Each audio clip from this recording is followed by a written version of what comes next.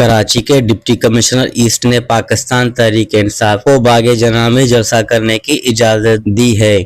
اس حوالے سے سندھ کے وزیر اطلاعات شرجیل انعام میمون نے تصدیق کرتے ہوئے کہا ہے کہ جلسے کے لیے NOC شرائط کے ساتھ جاری کیا گیا ہے۔ شرجیل میمون کے مطابق جلسے کے دوران امن و امان برقرار رکھنا مکمل طور پر منتظمین کی ذمہ داری ہوگی۔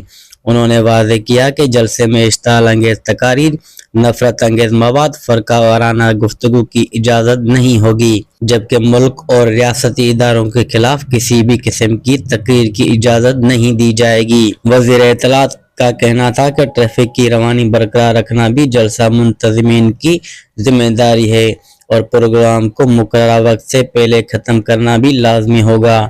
انہوں نے مزید کہا کہ سیکیورٹی خدشات کی صورت میں ضلع انتظامیہ کو اجازت منسوخ کرنے کا اختیار حاصل ہوگا۔ پاکستان تحریک انصاف کو باغ جناح میں جلسہ کرنے کی اجازت تو مل گئی، مگر بہت سخت شرائط کے ساتھ۔